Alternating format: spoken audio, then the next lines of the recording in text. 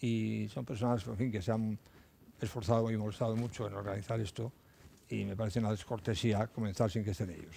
Entonces, por favor, si no les molesta, esperamos un poco más. Lo del agua es porque según que fósil. Bai. Bueno, badirudi pizka gehiago atzeratuko direla, orduan hasi egingo dugu ja.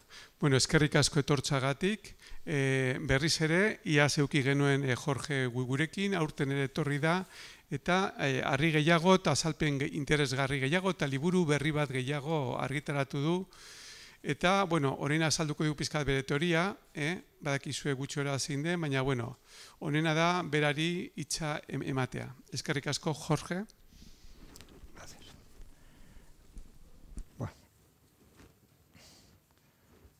Al menos una palabra en euskera, arratsaldeon, que hasta ahí llego, hasta ahí llego.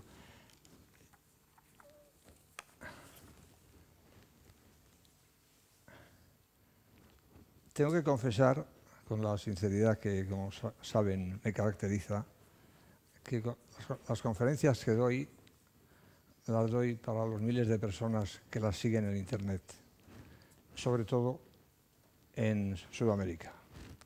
Porque como España es un país de analfabetos que no tiene remedio, pues perder el tiempo aquí es literalmente eso, malgastar el tiempo y los esfuerzos. Entonces, doy conferencias para que las vean fuera de aquí, gente con mucha más cultura, mucha más ilusión por aprender que la que existe en este país, en el cual nos perdemos en 100.000 chorradas y las cosas importantes no se le dan ningún valor. Y no hace falta que especifique qué chorradas nos gustan porque es obvio viendo la televisión todos los días. Bueno, en este caso siento que esas personas que estamos esperando, pero que están atascados por alguna parte, pues no estén porque se van a perder pues, la introducción que es fundamental. Introducción que voy a dedicar en parte a leer un manifiesto que suelo escribir para cada conferencia, un manifiesto alusivo al contenido de la conferencia, con la idea de que quede para la posteridad. En este caso, el manifiesto era fundamental porque esto que hay aquí delante, encima de la mesa, delante de ustedes, son las mayores joyas que existen en el planeta. Joyas me refiero históricas, culturales, históricas y culturales. Y para escandalizarles más aún diré que, bueno, que todo lo que hay en el Museo del Louvre, en el Museo Británico o en la Acrópolis de Atenas es un chiste al lado de todo esto. ¿Por qué? Y bueno, y por supuesto las pirámides egipcias y todo lo que hay en los países del Mediterráneo oriental, que son cosas que tienen 1.000, 2.000, 3.000, en algún caso 4.000 años. Y ahí se quedan, y ahí se quedan. Es decir, unos cuantos escasos miles de años de antigüedad, en comparación a estas piezas que tienen delante de ustedes, que además, para mayor ironía, pues son ustedes las primeras personas, o sois vosotros, casi preferiría hablar, tutearos, sois vosotros las primeras personas humanas que podéis conocer estas pruebas que voy a presentar aquí, que no son piedras, aunque lo parezcan, vistas desde lejos o vistas sin conocimiento de causa. Y que son, bueno, como vais a poder verificar, porque voy a hablar de cada una de ellas algo, y voy a justificarla y voy a situarla en el tiempo. Pues son piezas únicas, absolutamente únicas, e irreemplazables. No son las únicas, obvio es decirlo, tengo muchísimas más, pero respecto al tema que voy a desarrollar hoy, pues esta es una muestra significativa para que os hagáis una idea de, bueno, pues, no solamente del valor que tienen, sino de la importancia, la tremenda importancia histórica que tienen. Porque todo esto, estas piezas que hay aquí encima de la mesa, hunden absolutamente todo lo que se ha escrito desde hace 2 siglos sobre el origen del ser humano. Absolutamente todo. O sea, no queda absolutamente ni una sola cosa en pie. dada la contundencia de lo que significan estas piezas y su escalofriante antigüedad. Entonces voy a afrontar voy a empezar con la lectura de este manifiesto que he escrito, que tiene una misión fundamental, es contextualizar todo esto. Es decir, darle un contexto a todo esto, cómo surge, cuál ha sido el proceso que he seguido para llegar a esto. Pues no tiene sentido que yo presente todo esto como si, bueno, como lo hubiera encontrado ayer y vengo aquí, bueno, pues me he encontrado aquí estas piezas, que qué bonitas son, qué interesantes son, no. Esto es el fruto de muchísimos años de trabajo y no han surgido por generación espontánea. Entonces, considero que es primordial que conozcáis cómo ha nacido todo esto y cómo he llegado yo a todo esto. Después de 35 años de estudios, de investigaciones que se cumplen precisamente en estos días. Comienzo entonces. La publicación en la primavera del año 1985 de los 3 primeros libros en los que anuncié y difundí mi descubrimiento del origen cantábrico de la humanidad produjo una auténtica conmoción en el mundo científico y, habiendo tenido el carácter de auténtico revulsivo, produjo las trascendentales consecuencias que siguen. Y escuchen bien porque lo que voy a decir a continuación es gordo. 1.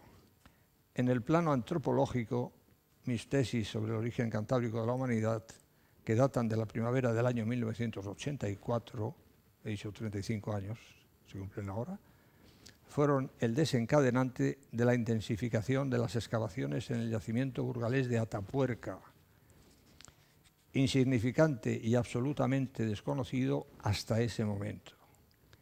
Dada su proximidad con el norte de España, el paleontólogo que lo estudiaba, Emiliano Aguirre, dedujo que en Atapuerca podrían esconderse restos de aquella primera humanidad e intensificó notablemente las excavaciones, muy modestas hasta ese momento, que estaba desarrollando.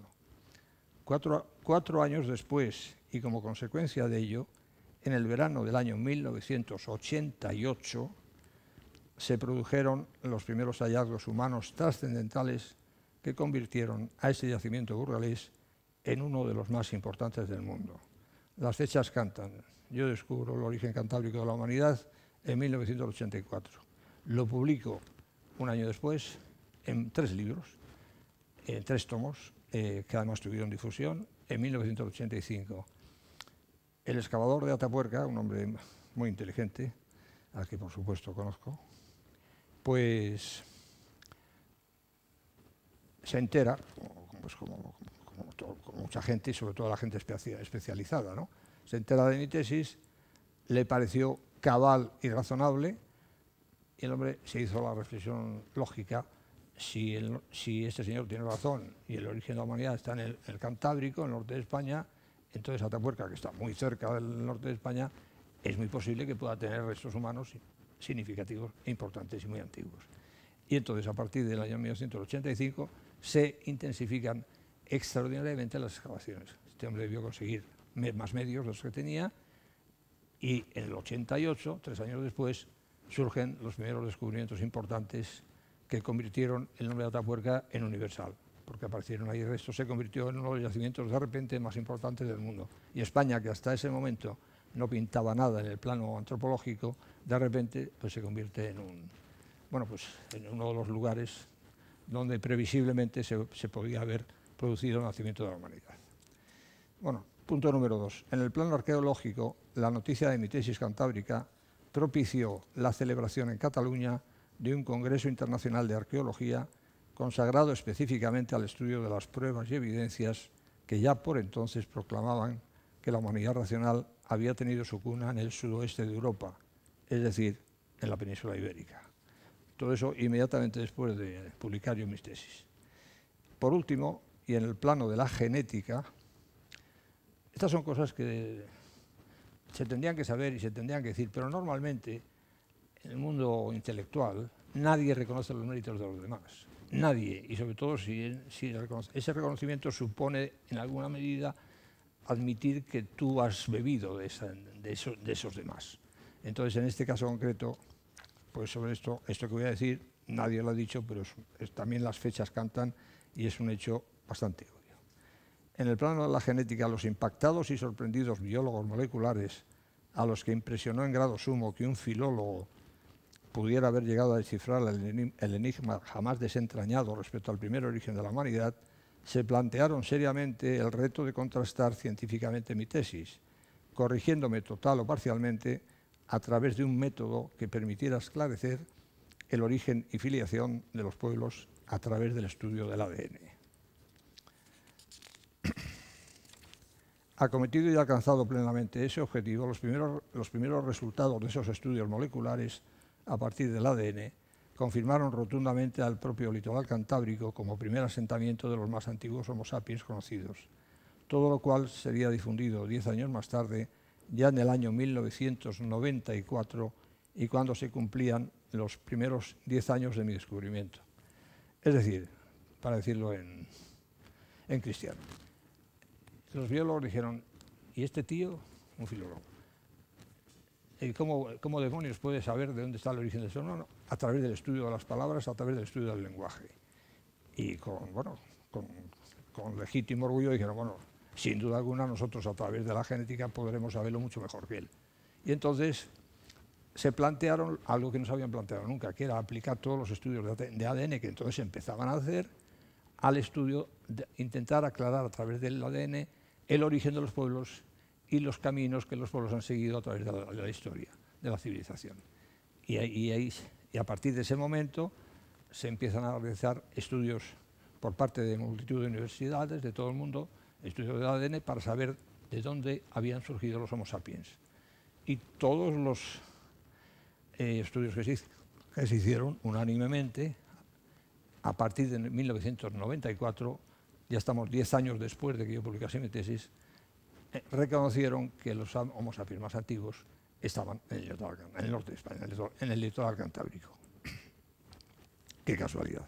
O sea, por tres, tanto en el plano antropológico como arqueológico como biológico, todos esos hechos me dieron la razón.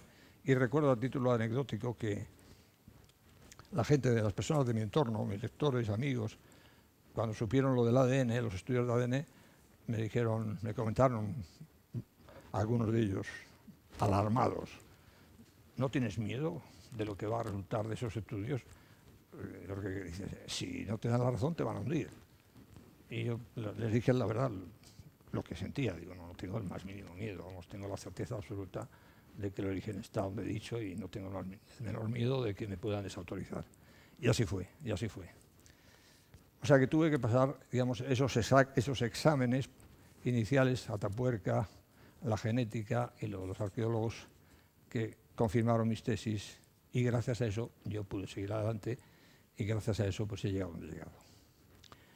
Sin remontarnos tan atrás y situándonos en el presente, las conferencias que a lo largo de los años 2017 y 2018 he impartido en Madrid, en Sevilla, en Vitoria, en San Sebastián, Donosti, en La Coruña y en Valladolid, han producido una conmoción mayor incluso que la causada por mis libros del año 1985, ya desde el momento mismo en que en septiembre de 2017 anuncié el hallazgo de sendos cráneos humanos petrificados de dos antepasados directos del Homo sapiens que datan del Mesozoico y cuya antigüedad supera los 200 millones de años.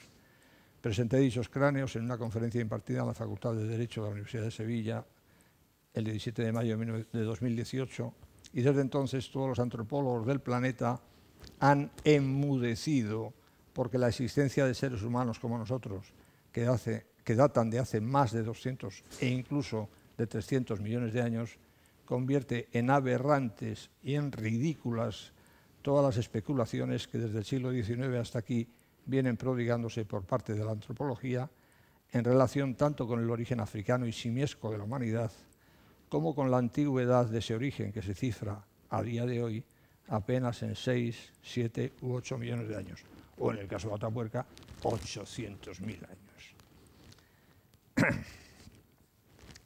Y ello no para el Homo sapiens, sino para distintas especies de simios a los que, forzando las cosas hasta lo indecible, se ha venido insistiendo en presentarnos como antepasados directos del ser humano.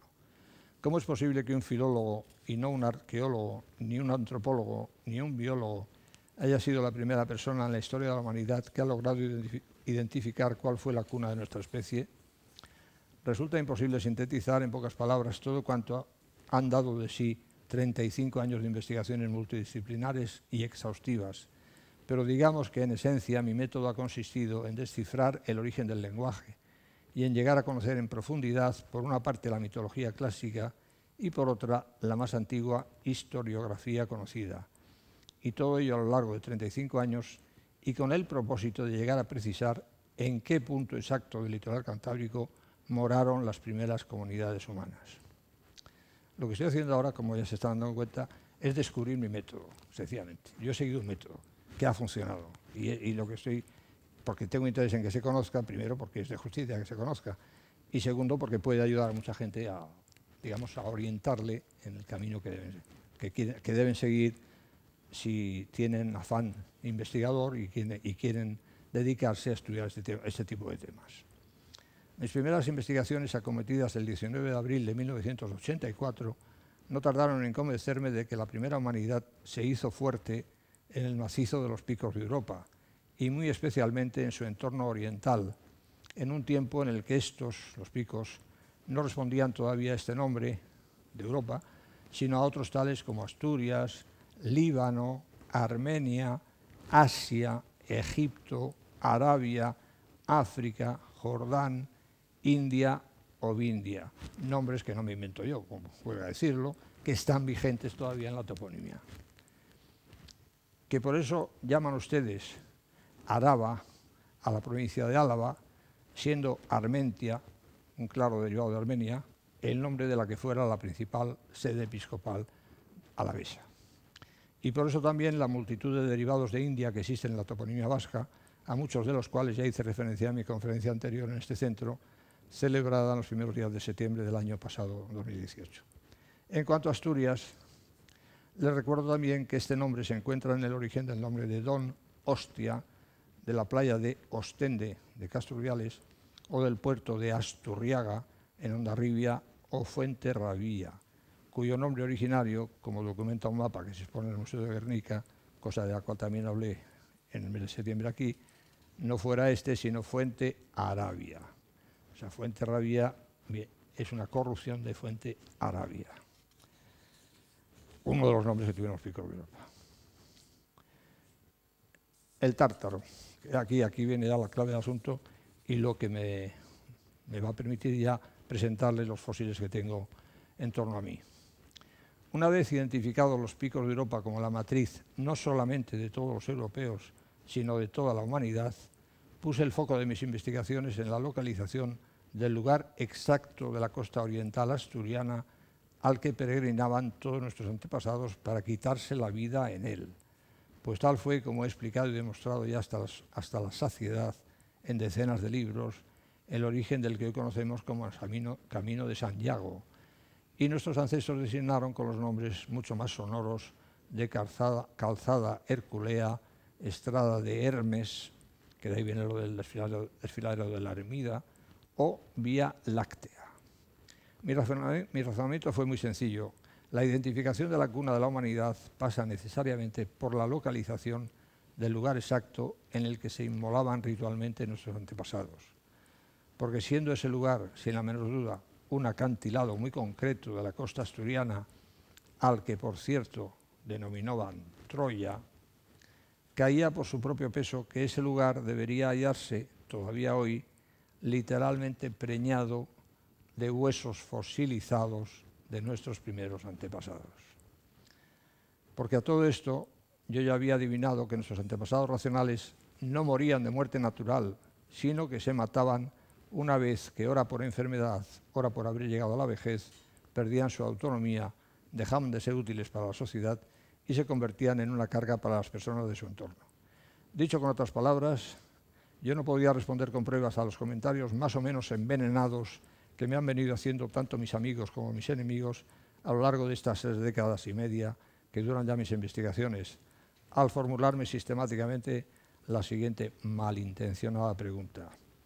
si la primera humanidad vivió en el norte de España, ¿dónde están sus restos?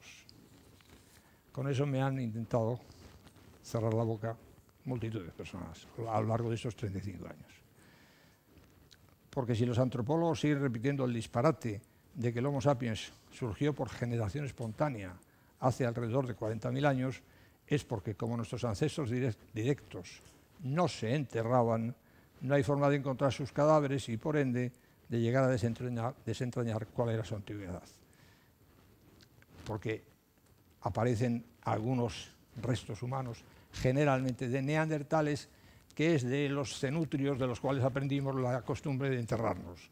O sea, la mayor parte de las idiotezes de los neandertales las hemos copiado y hemos renunciado a nuestros hábitos, que, hombre, que eran un poco brutos porque lanzarse desde un acantilado pues tiene su cosa, ¿no?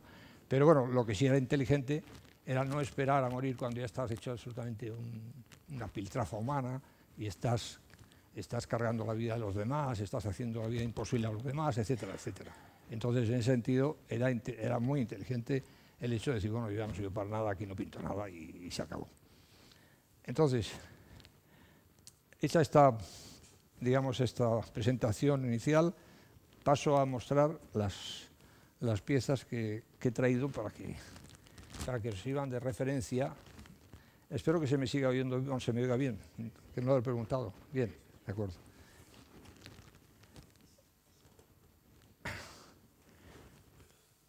He dicho que voy a hablar lo he dicho en el título de la conferencia, que voy a hablar sobre el origen marino de la humanidad. Entonces, la mayor parte de estos restos que hay sobre la mesa proceden de individuos que vivían en el mar. O sea, son fósiles marinos, En algunos casos es bastante obvio. Tengo que empezar por decir que a ustedes esto de los fósiles les suena chino, porque, para empezar, se llama fósiles a los huesos antiguos, lo cual es una falsedad total. Los huesos, por muy antiguos que sean, no son fósiles, son huesos. Es decir, los fósiles son aquellos huesos que han fosilizado y que, por consiguiente, debido a su enorme antigüedad, se han petrificado. O sea, fosilizado es sinónimo de petrificado. ¿Cuántos restos petrificados humanos existen en el mundo, señores? Ni uno.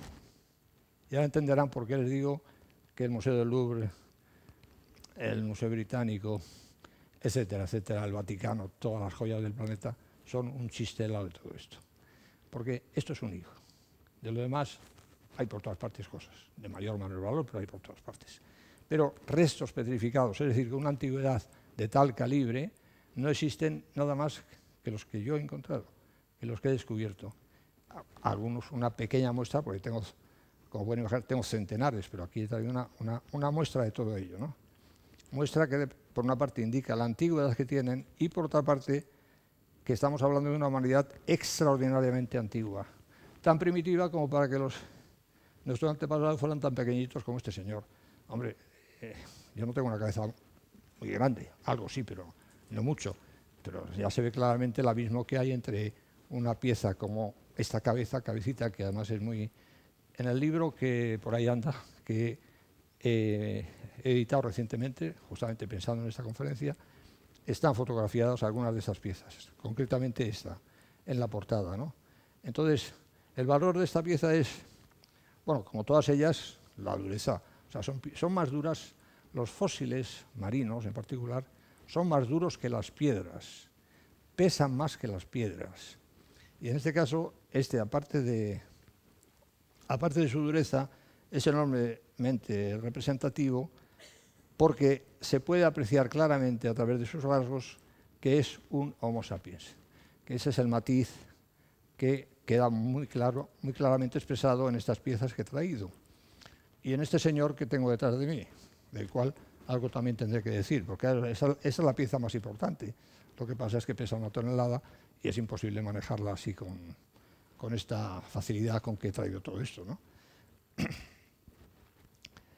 A decir que son Homo sapiens, me refiero a que los rasgos de sus facciones son claramente sapiens, es decir, los rasgos de las facciones de los homínidos, de los simios, primates, son más o menos similares. Y siempre es la misma tónica, es decir, una frente extraordinariamente hundida, hundida, que propiamente no es frente, después una ausencia de barbilla, un mentón prominente y después las características, los arcos ciliares encima de las cejas, muy pronunciados, tremendamente pronunciados.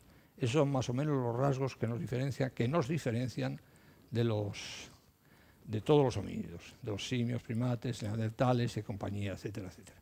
Entonces, en estas cabecitas que he traído como muestra, de todas las que tengo, pues todas ellas son caras, perfiles planos, es decir, la cara es plana, no tiene esas protuberancias, como decir, en las cejas, en el mentón, etcétera, que tienen los homínidos. O sea, ¿esto qué indica? Que ya cuando vivíamos en el mar, estos individuos vivían en el mar, inicialmente, según mis tesis, que han confirmado todos los fósiles que tengo, nuestros primeros antepasados eran diminutos, eran minúsculos, que además es bastante lógico. O sea, que empezásemos siendo pequeños y que fuéramos creciendo, y no lo contrario. Entonces, tengo una muestra significativa de cabezas, de cráneos, de cabezas de individuos minúsculos, este es otro de ellos también, y de cerebros, de los cerebros de esos personajes, que son también muy significativos.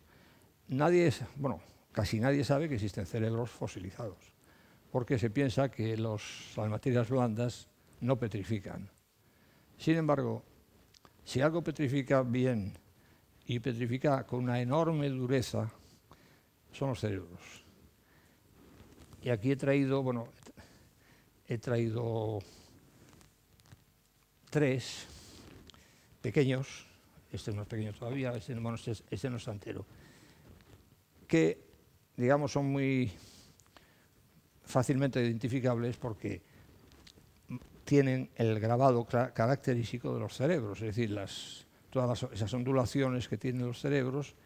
Normalmente, como es lógico, después de pasarse millones de años en el mar y de la erosión y demás, pues, y el roce con la arena, etcétera, etcétera, esos grabados, esa especie de serigrafiado de los cerebros se ha borrado. Pero en estos he traído 3 concretamente, en los cuales se conserva todavía el dibujo característico. Los cerebros suelen ser de color gris o bien de un color rosáceo o crema, como este de aquí.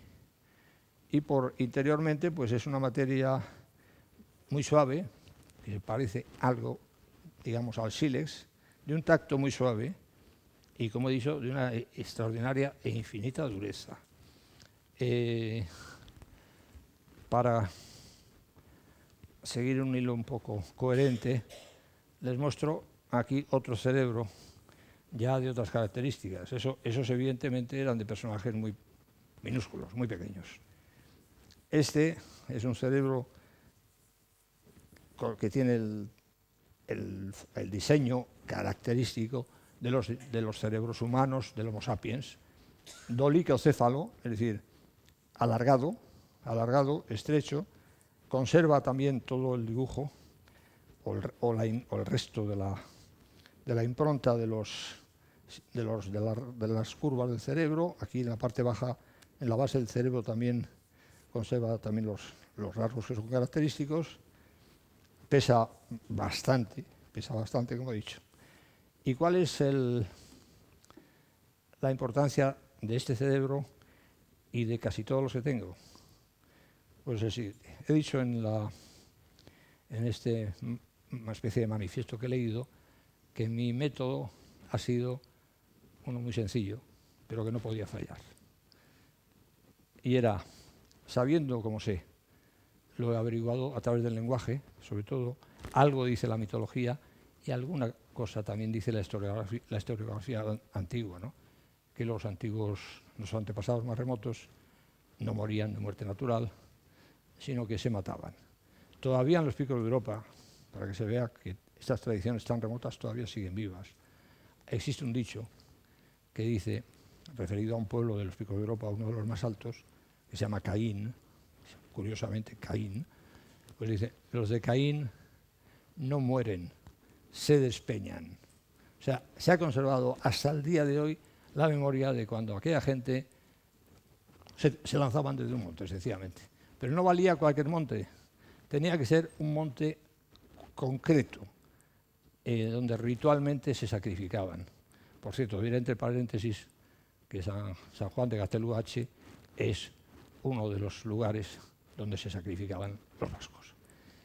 Es decir, como es lógico, una vez la humanidad se dispersa, no iban a ir todos al mismo sitio a buscar, haciendo miles de kilómetros a buscar ese sitio. Entonces se produjeron, vamos a decir, réplicas de aquel lugar, y entonces surgieron sitios como Gaztelugatxe o en Francia el Mont Saint-Michel, que era el sitio del que se despeñaban la gente de aquella zona, ¿no? Bueno, pues siguiendo ese razonamiento mío, he buscado, y eso no ha sido tarea fácil, por eso he tardado 35 años, el lugar donde se despeñaban nuestros más remotos antepasados.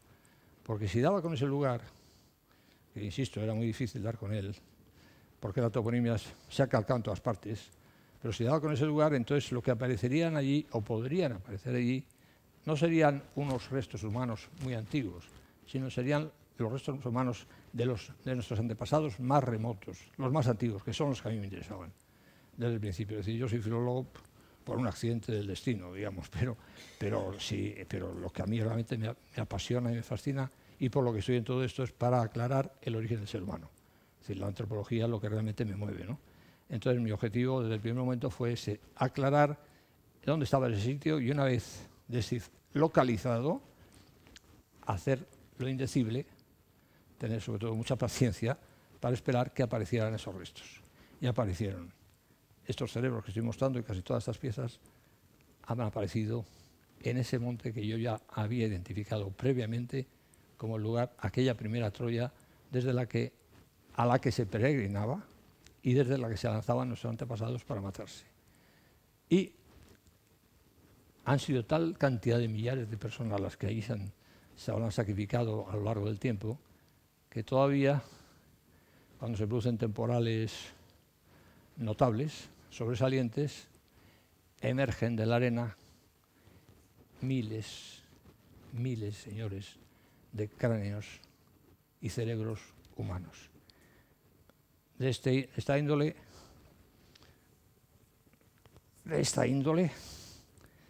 que ya ven qué cabeza es, para entendernos, este tiene más o menos la longitud que tiene mi cabeza. Pero esto ya es I. Me parece que he traído 1 metro. Me van a permitir la broma de sacar una cinta métrica, si es que doy con ella, que en alguna parte está.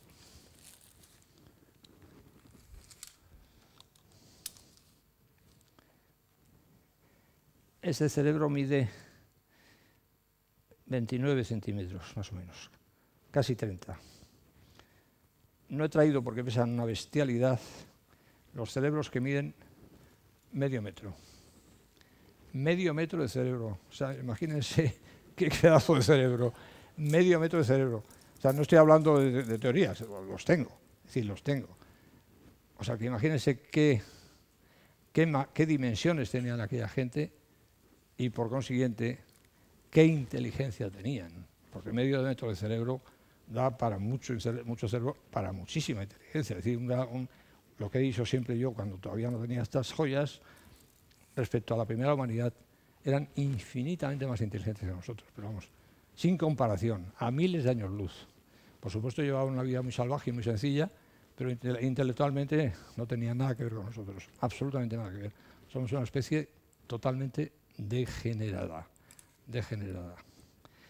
Bueno, pues esto en cuanto a los cerebros. Y hablando de cerebros, les voy a enseñar una cosa que cuando la he descubierto me he quedado absolutamente alucinado.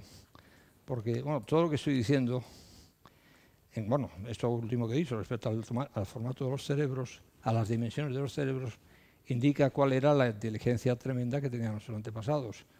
Pero una muestra de cómo la vida es por sí misma inteligente pues me la han dado esta pieza que les voy a enseñar. Resulta que descubro esta piedra, entre comillas. Todo esto en el mar, por descontado. Todo esto en el mar. Descubro esta piedra y veo que es un pedazo de cerebro que está roto, no está completo, que está roto. Y sobre ese pedazo de cerebro, un molusco, que es esta pieza, esta parte blanca que ven ustedes abrazando al cerebro, un molusco, hay infinidad de moluscos, no todos ellos, que se adhieren, como saben, o habrán visto alguna vez, se adhieren a piedras y demás para, digamos, desarrollarse en ellas. Bueno, pero este hizo algo absolutamente inaudito. Se adhirió a ese pedazo de cerebro y lo que hizo fue, le completó. Le completó, tiene cojones la cosa, le completó, es decir, le dio la forma que le faltaba, lo que había perdido se lo devolvió. Y entonces, bueno, pues es un molusco en realidad, pero construido sobre un cerebro. Y para que vean que lo que estoy diciendo no es ningún cuento, aquí hay un cerebro similar, de tamaño muy parecido, completo, que está entero. O sea que es inapelablemente, esto es un cerebro, eso se lo puedo garantizar porque el color de los cerebros es muy característico, sobre todo si se moja, cambia completamente. Vamos a ver, permítanme que les haga, como tenemos aquí una palangana con agua, se lo voy a poder demostrar.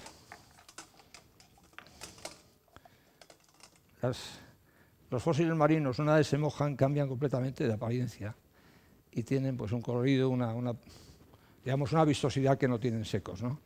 Bueno, pues este es un cerebro mojado.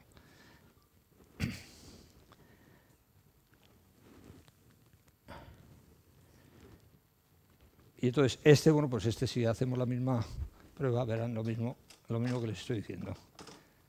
O sea, el cerebro se oscurece y por otra parte conserva lo que es su rasgo más característico, que es una piedra enormemente suave. Insisto con lo que he dicho antes, extraordinariamente dura, pero enormemente suave, o sea, de tacto muy suave. Es una de las cosas que caracteriza a los cerebros y que hace imposible, digamos, confundirse una vez se conoce.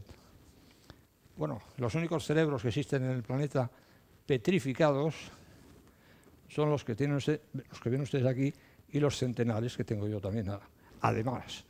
Porque inicialmente, como pueden imaginar, yo vería los cerebros, no tenía ni idea de lo que era eso. Por una cosa que no se ha visto nunca, no se puede saber.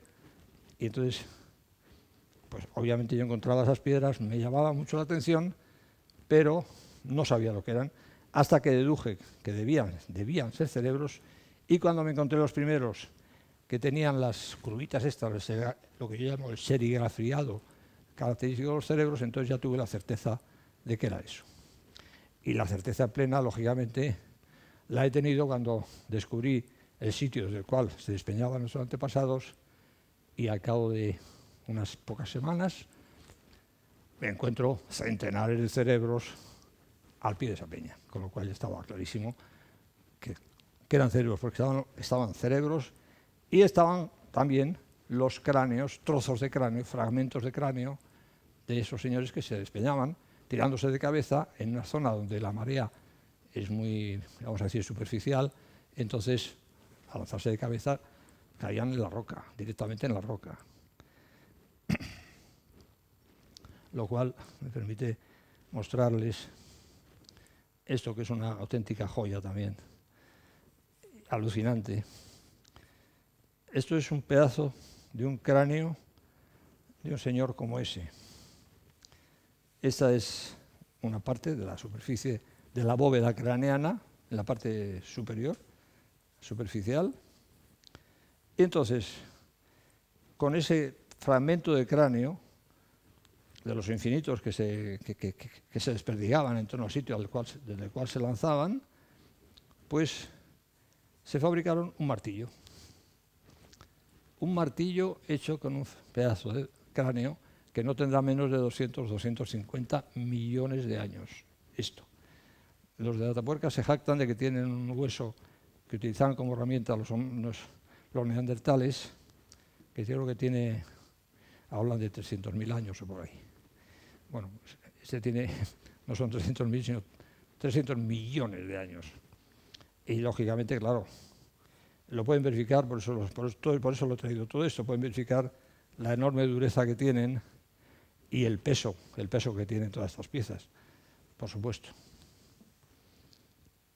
Eran gente, vamos a ver, bueno, tengo que decir una cosa, porque si no les voy a volver locos. Los que hicieron la herramienta no fueron esa gente que estos. Todo esto, dato fundamental que tengo que decir, que he descubierto es porque he dado con el lugar donde vivió la primera humanidad, por descontado. Y esa gente, nuestros antepasados directos, les fascinaban todas estas cuestiones, porque sabían que veníamos del mar, se consideraban descendientes de los peces, y entonces todas estas cosas, digamos, antropológicas, arqueológicas, que a algunos nos fascinan tanto, supongo que a casi todos los que estamos aquí hoy, pues a ellos les fascinaban seguro que mucho más todavía que nosotros. Entonces, sus mayores tesoros eran estas cosas y se dedicaban celosamente a buscarlos, con una ventaja sobre nosotros, que estamos hablando de una gente que vivió en el Paleolítico inferior hace 1 o 2, 3 o 4 millones de años. En ese larguísimo periodo de tiempo se han producido unas cuantas glaciaciones. Cada vez que se produce una glaciación, como saben ustedes perfectamente, el mar se retira hacia el norte bastantes kilómetros. Lo que quiere decir que en nuestra costa, toda la costa cantábrica, pues se desplaza 20, 30 kilómetros hacia el norte y el fondo del mar queda al descubierto. Entonces, en esos periodos de glaciación, esta gente paseando simplemente por la antigua costa, pues se encontraban en el suelo, en el antiguo lecho marino, pues todas estas cosas que ven aquí. Y claro, las buscaban celosamente y las guardaban como tesoros. Y en realidad, lo que yo he conseguido ha sido descubrir el primer archivo de la humanidad. Es decir, ese archivo que celosamente fueron creando y almacenando y guardando con el mayor celo nuestros antepasados de hace 1 millón, 2 millones, 3 millones o 4 millones de años. Entonces, ellos hicieron el trabajo realmente, el mérito es de aquella gente que lo buscó todo esto y que lo supo ver, y yo pues he tenido la suerte de que el mar me lo ha puesto en bandeja. Esa es la realidad, y que lo he sabido ver, pero nada más. O sea que eso explica el milagro de que todo esto haya llegado a mis manos. La intervención del mar y del azar y del destino. Bien, sigo con más piezas. Ya de dimensiones algo mayores que estas pequeñas que he mostrado, pues tengo otras cabezas, como esta, que es claramente un homínido o una especie de simio, digamos, que ya tiene la frente muy inclinada, tiene bastante abultado el mentón, el hocico, y no tiene mentón. Está también fosilizado, se ve que un golpe le debió partir la cabeza, o se debió aplastar contra algo, quedó plano, completamente plana esta cara, fosilizó en esa posición, eso es evidente, y así se habrá pasado millones de años hasta que lo descubrieron y se puede apreciar todavía los ojos muy profundamente labrados o no labrados, porque no están labrados, son naturales, ¿no? Pero bueno, todos los matices de la fosilización en el mar de toda esta pieza y de todas estas piezas, ¿no? Y concretamente de los ojos. Más bonito y más trascendental que esta cabeza es esta otra, que es la que yo presento siempre como el antepasado común de todos los simios, primates y homínidos que hay sobre la Tierra. ¿Por qué? Es una cabeza indiscutiblemente de un antropoide, está completamente inclinada, o sea, desde la barbilla, desde el mentón hasta la parte más alta del cráneo está totalmente inclinada. O sea, la diferencia fundamental entre los homínidos y nosotros, los Homo sapiens, es que ellos tienen la frente completamente hundida, o sea, la cara totalmente hundida, y los Homo sapiens, vamos a decir, bastante recta, o muy recta. Entonces, este tiene la cabeza completamente hundida. Por otra parte, queda en uno de los ojos, sobre uno de los ojos, el arco ciliar tan pronunciado, que se aprecia aquí perfectamente, está parcialmente roto. Y después, pues bueno, lo mismo que sube hasta aquí, inclinado como un tobogán. Después, en la parte de atrás, baja, tiene un corte así recto y el cerebro es muy pequeño. Bueno, pues esto los llamo yo, este tipo de fosilización. Voy dando nombre a la fosilización de cada pieza y a estas concretamente las llamo de fosilización coralina. ¿Por qué? Porque los corales, esto podía pasar por un coral, porque es el mismo tipo de fosilización que los corales. ¿Por qué? Porque muy sencillo, porque estos individuos vivían, que eran anfibios, vivían en la costa, en la parte, digamos, las aguas más superficiales, menos profundas, más soleadas, y por otra parte, si tienen este color y esa apariencia coralina, es porque cuando hablamos de 200, 250 o 300 millones de años, estamos hablando del periodo Jurásico, Triásico, incluso más atrás el Pérmico, cuando concretamente en el norte de España había unas temperaturas tropicales y todo el norte de España estaba sembrado de corales. Y aparte de encontrar estos restos con clara evidencia coralina, hemos descubierto multitud de porciones de coral.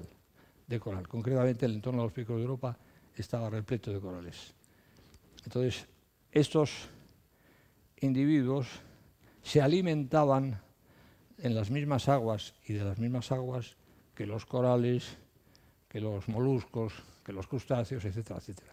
Y todos ellos fosilizan igual, cosa normal. La alimentación que tenían era idéntica, vivían en unas aguas similares, de salinidad similar, de temperatura similar, una temperatura alta, etcétera, etcétera.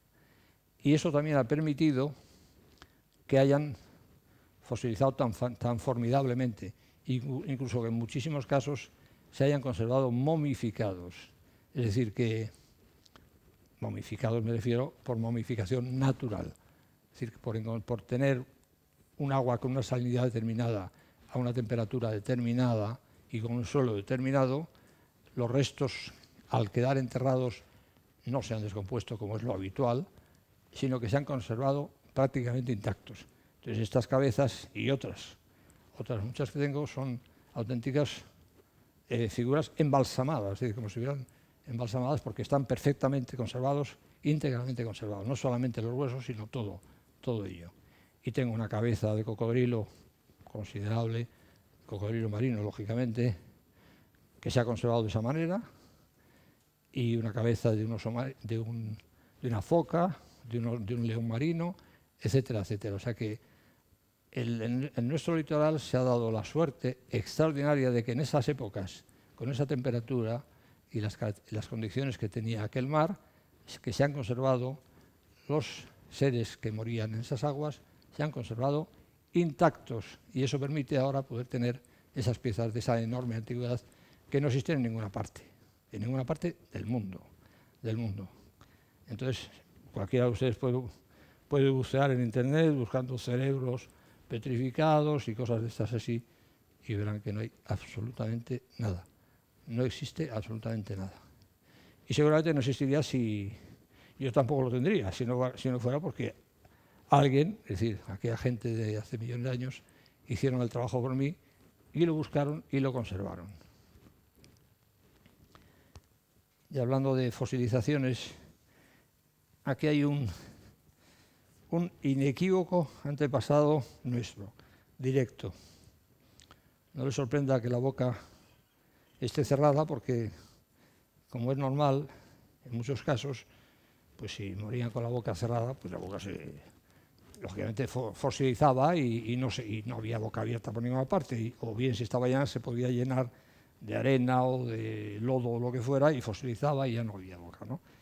Pero en este caso este es especialmente bonito y fascinante.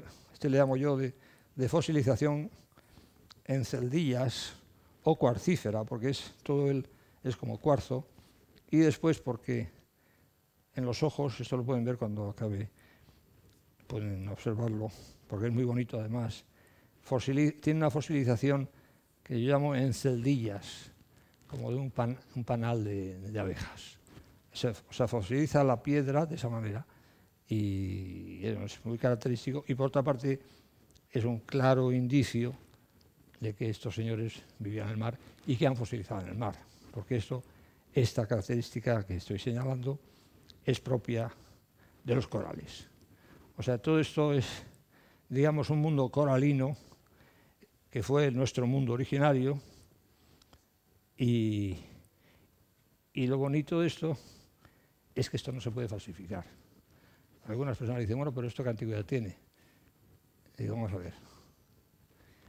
A mí qué me importa que tenga 240, 230, 260, 270 millones de años.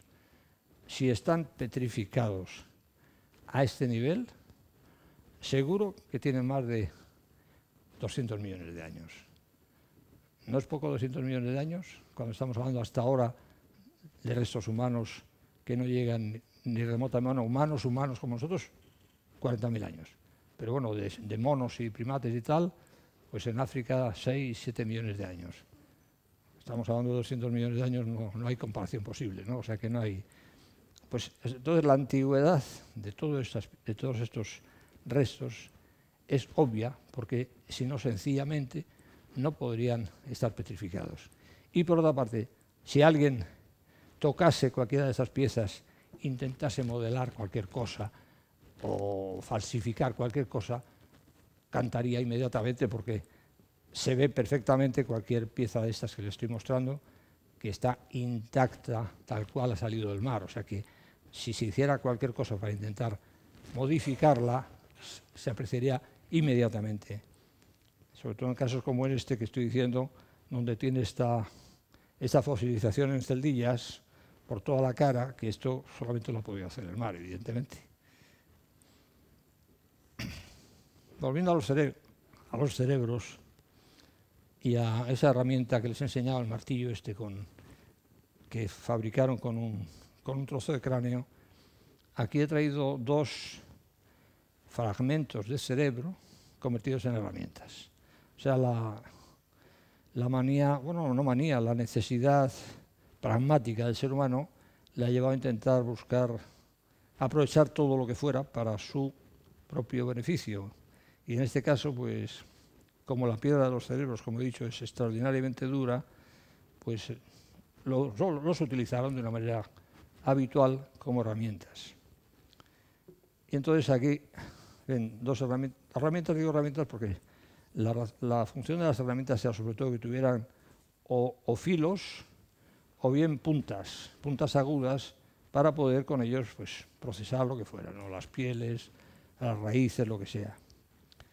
Entonces aquí hay una de ellas, y lo que la delata como cerebro es que tiene, en esta porción de la herramienta se ha conservado el dibujito característico de los cerebros, en esta parte de aquí, que quedaba más protegida, que no trabajaron con ella, y entonces pues se puede observar perfectamente el dibujo del cerebro.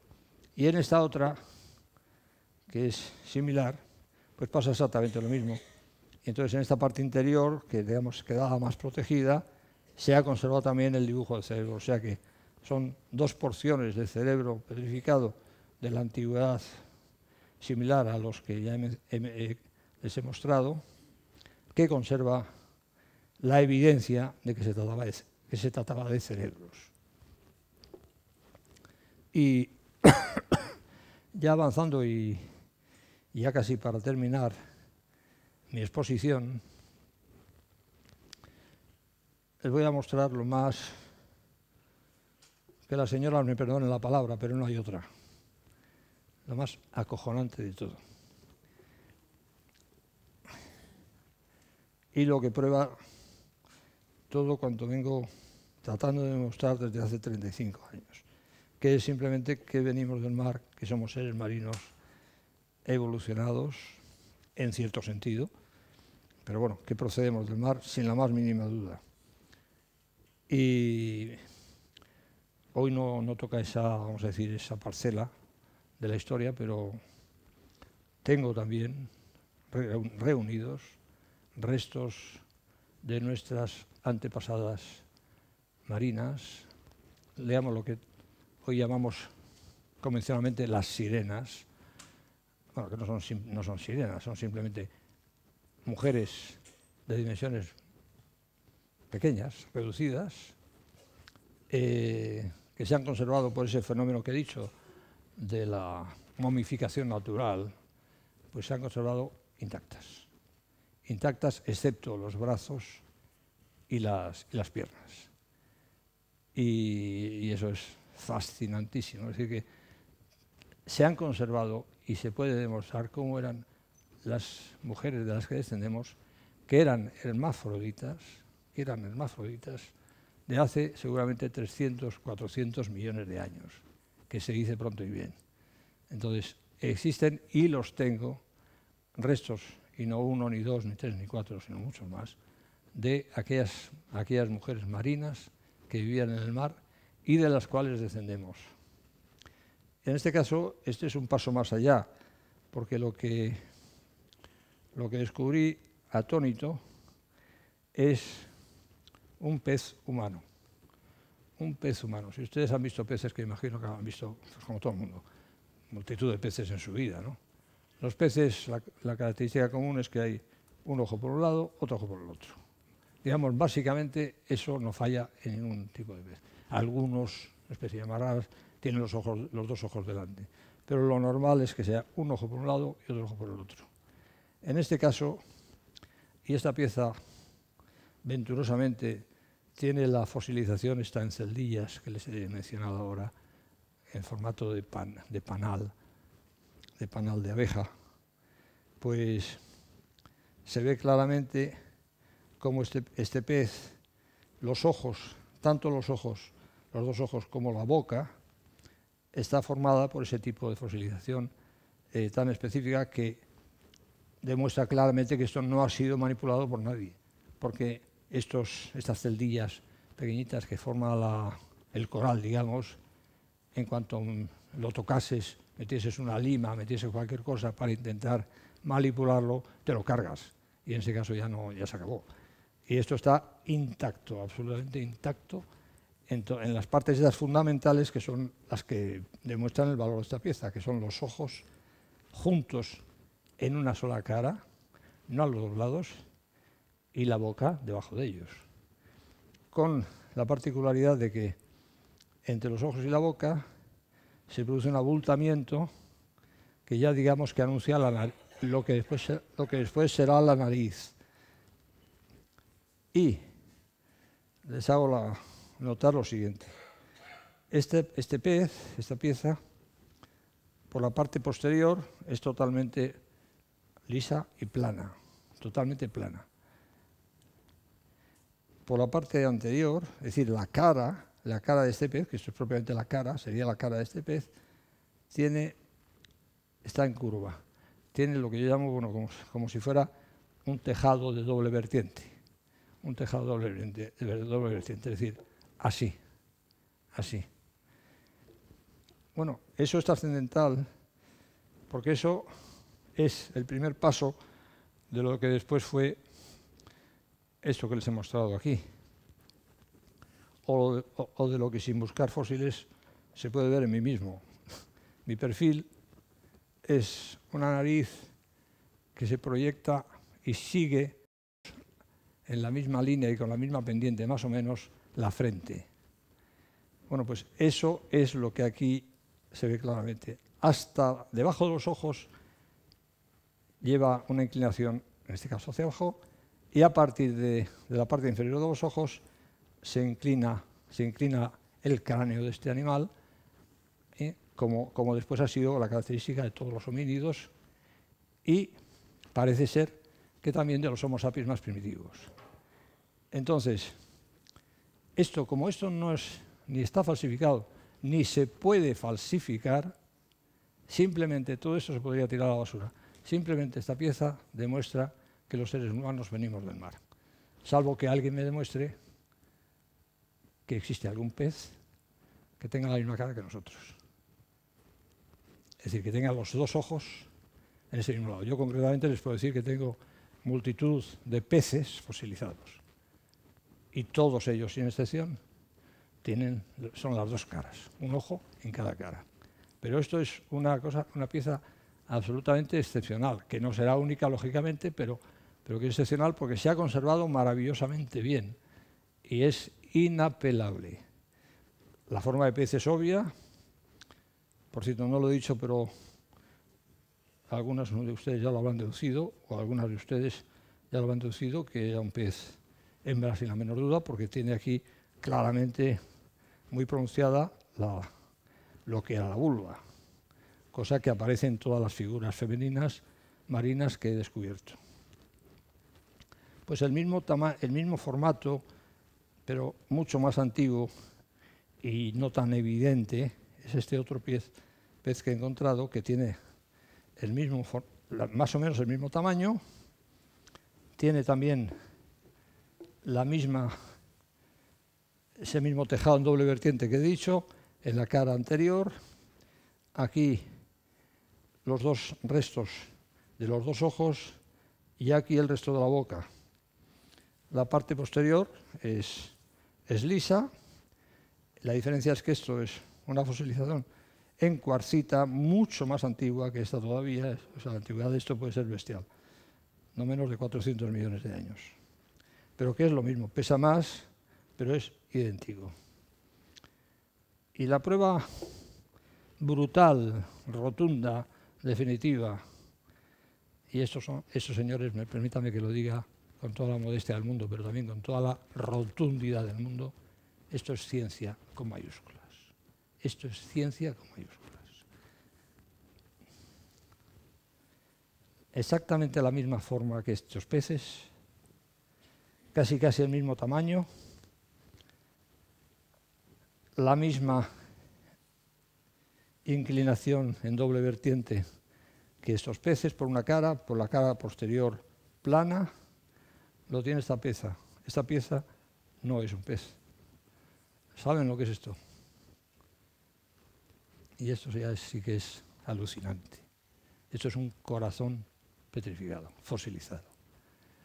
Los corazones humanos reproducen la forma que teníamos originalmente cuando éramos peces. Eso ya se sabe más o menos de los fetos humanos, pero nunca, yo personalmente, no, ni yo ni nadie, vamos, se le podía haber ocurrido nunca jamás que nuestros corazones fueran testigos todavía vivos del tiempo en el que nosotros éramos simplemente eso, peces que vivíamos en el mar.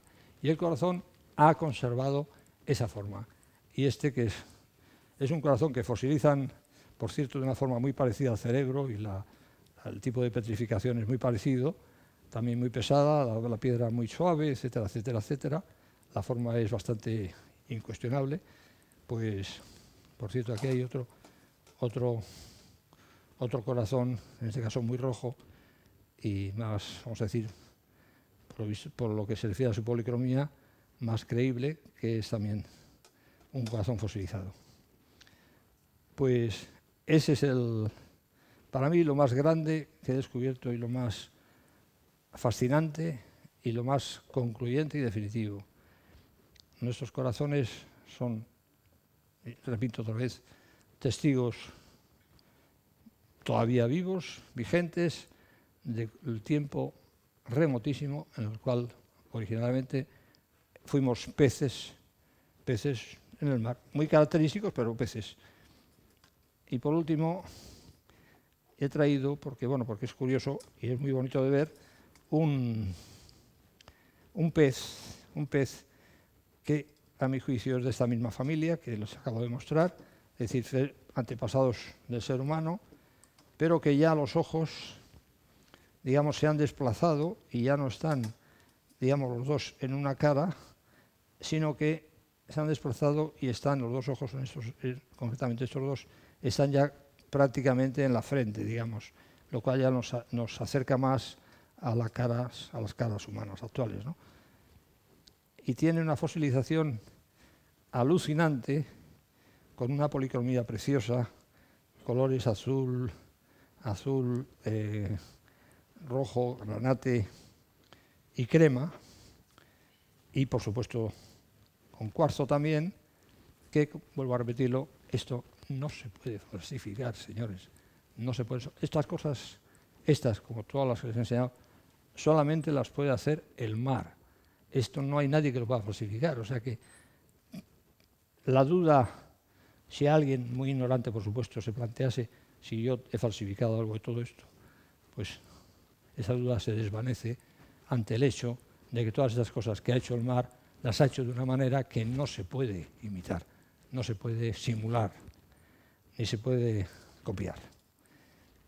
Bueno, pues creo que por hoy ya es suficiente y que ya les he presentado sobradas pruebas de que, aunque a muchos les pueda molestar, no entiendo por qué, francamente no entiendo por qué, porque ¿a quién le puede molestar que vengamos del mar? Yo no lo puedo entender. Hombre, a mí me molesta que vengamos del mono, pero que venir del mar me parece un orgullo monumental, porque no puedo concebir un origen mejor, ¿no?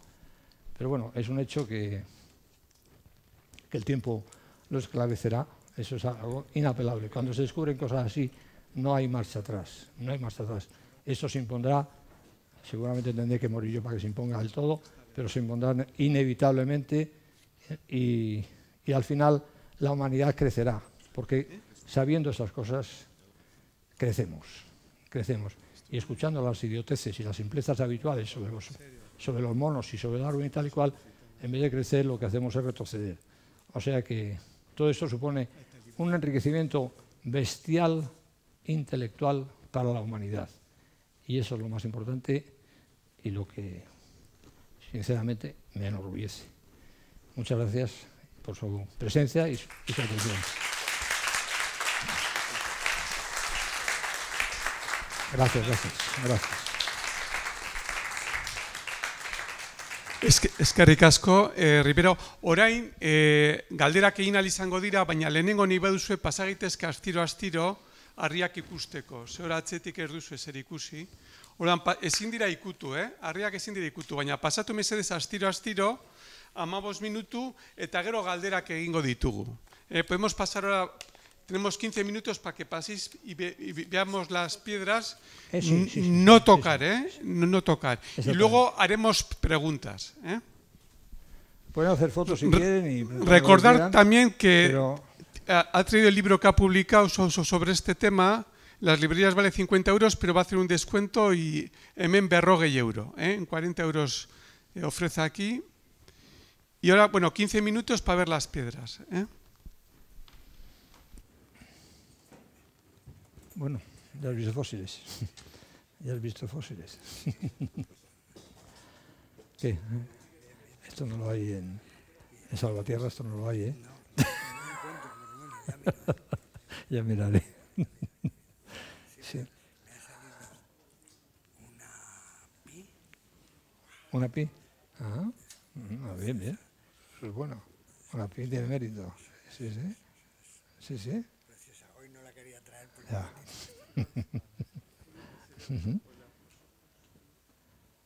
Espera, al revés. No, a ver. Espera.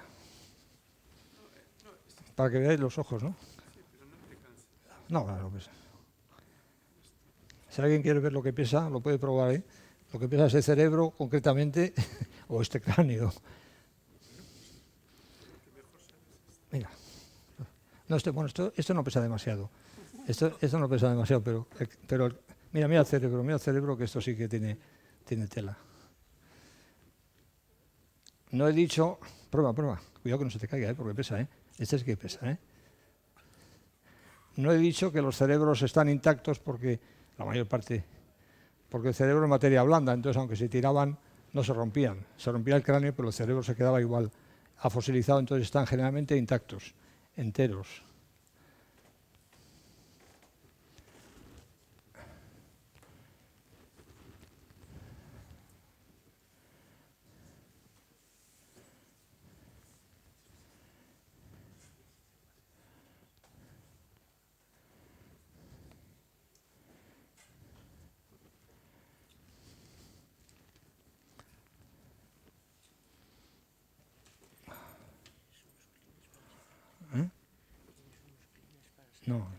No, se ha secado ya. Se ha caído agua ahí.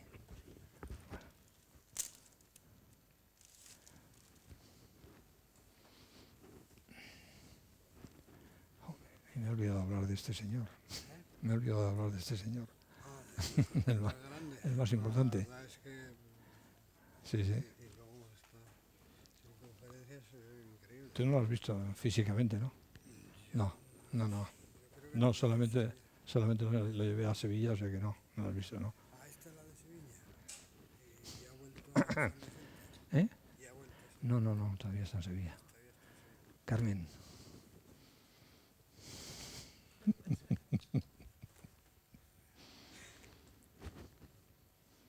No, es que no saben de llevarlo, pesa 1 tonelada, entonces hasta que no tenga un sitio definitivo para él, prefiero no moverlo, porque andar por ahí paseándolo es... Claro, yo cuando me comentó Argentina, yo me iba para Andalucía a llevar a Masadía, que todavía está en Marruecos. Ah, ¿está todavía en Marruecos? Sí, Caray. semana.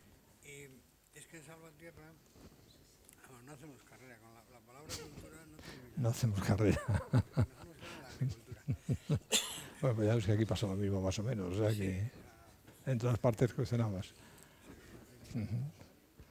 Sí. Pues sí, lo que sí seguimos es descubriendo espacios y lo relaciono con todas las palabras que encuentro. Estábamos en una zona que nos he contado, se llama Igurita. ¿Igurita? Claro, yo viendo el otro día notas que tengo de los libros, puse en un cuaderno todas las mayúsculas y hay una que es Gurita. Sí. Gurita. Sí. Pues es que, digamos, ahí están saliendo lo que es la ciudad. Hemos encontrado obras que son como túneles, pero solo queda la parte de abajo. Y de Canarias ya me vino una persona que ha visitado... O sea, que se han hundido las bóvedas, quiere decir. No, que una de las formas que tenían de construcción es como un túnel. Ya. Sin más. Sí. A veces hacen curvas y tal. Y Ana pues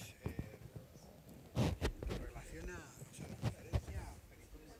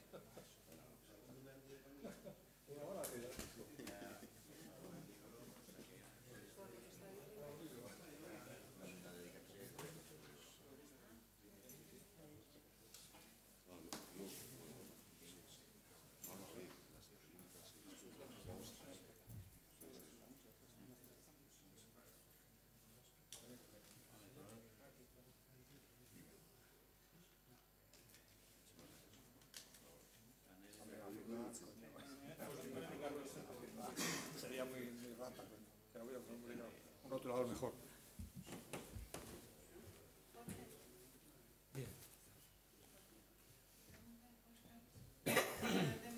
De la petrificación, ¿cómo se realizó?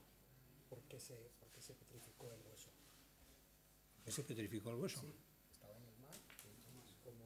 En el lecho marino. Enterrado en el mar. O sea, el sitio donde mejor se fosiliza cualquier cosa es en el fondo del mar. O en su defecto en el fondo de lagunas y demás. Pero sobre todo el mejor sitio es en el fondo del mar. Probablemente la clasificación es que los átomos de algo del lecho penetran dentro del hueso. Sí, claro, por eso pesa esto lo que pesa. Por eso pesa lo que pesa, claro.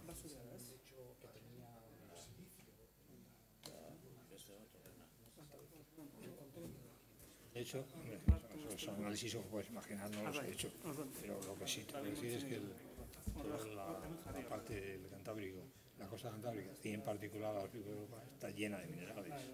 Está llena de minerales. Hay algunas zonas de, hierro, sobre todo, más que nada, hierro. Entonces, ¿No has hecho nunca no. análisis químico? No, porque a mí, digamos, eso ya no me compete a mí, el hacer ese tipo de análisis. Yo espero que los hagan las universidades que quieran hacerlas, ¿no? Pero a mí que tenga un mineral u otro, pues vamos a decir que no me... Pero que... Bueno, bukatzeak joateko galdera erantzunekin bukatuko deu saioa. Explican esto, en esa zona. Paper batzuk partitzen nahi dira. Claro, evidentemente. Zergatikan interesa dago ikustea joateko erakusketa.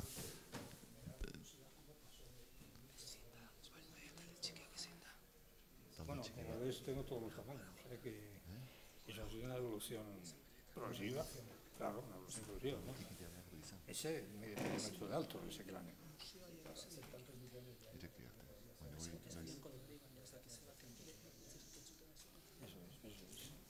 Bueno, todos los tamaños, absolutamente todos. Aquí he traído algunas cosas, todos los tamaños de base en la ciudad. Es decir, que según los periodos, imagino según el oxígeno, la temperatura que hacía, etcétera, hemos tenido tamaños diferentes.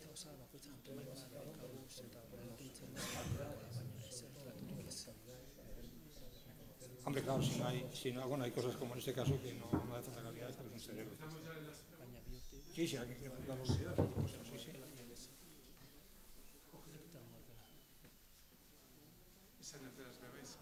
A ver, ahí vamos a empezar con las preguntas que quiera hacer la gente. A ver, que... ¿Se lo ha llevado? Aquí.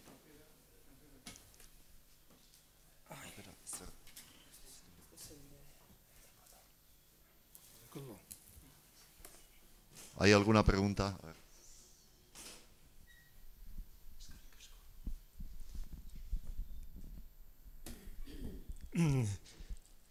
Buenas noches, señor. Creo que es Rivero Meneses. Sí. Le quería hacer la pregunta. Parece un poco tonta, pero ¿Dónde está? el cerebro, Sí.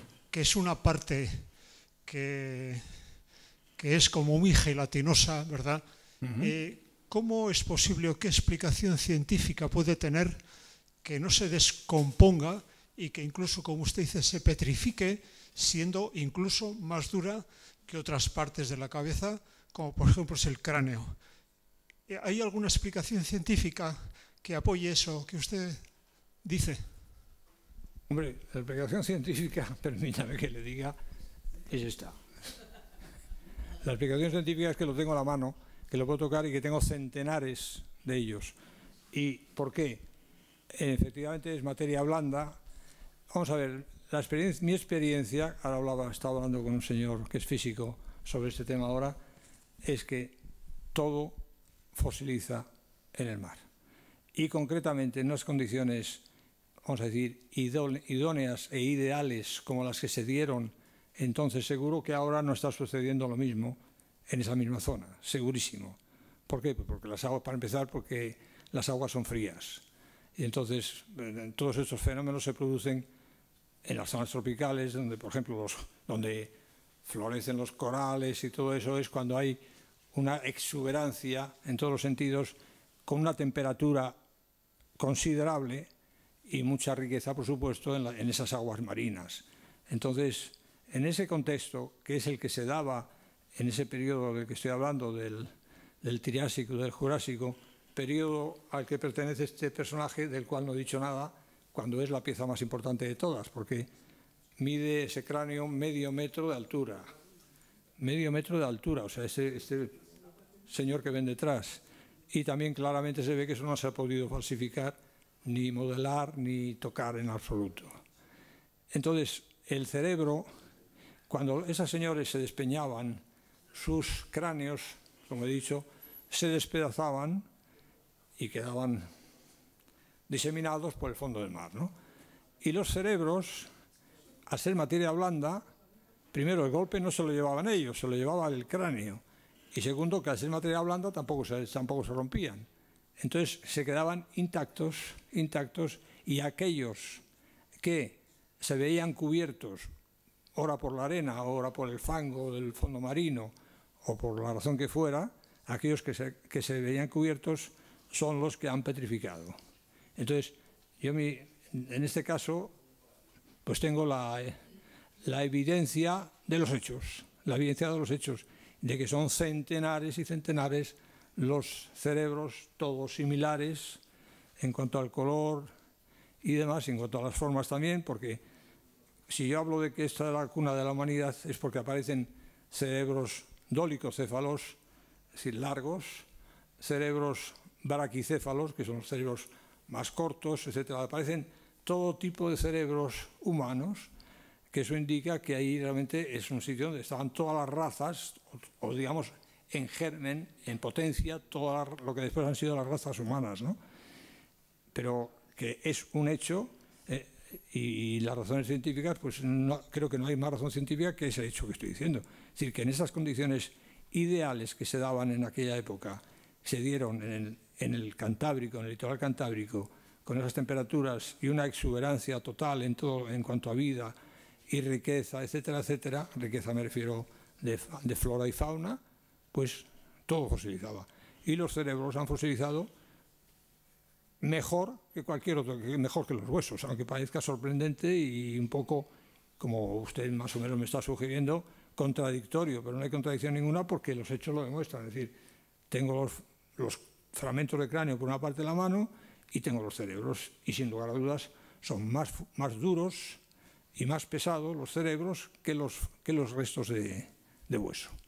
O sea que es sorprendente, pero es un hecho que es así. Es un hecho que es así porque la evidencia lo constata. Y el primer sorprendido tengo que decir que fui yo, porque si me resistí durante mucho tiempo a aceptar que eso eran cerebros es precisamente porque no me entraba en la cabeza que pudiera haber pasado esto, hasta que la enorme abundancia de hallazgos pues me hizo comprender que era así. Los cerebros ha sido la parte, y los corazones, aunque los corazones aparecen muchísimo menos, pero fosilizan de una manera muy parecida. O sea que, sin lugar a dudas, la clave, bueno, eso es una cosa obvia, claro, que la clave del ser humano, del cuerpo del ser humano es el cerebro, eso es evidentísimo. Y que los cráneos, tengo otros cráneos de gigante como este, pero abierto,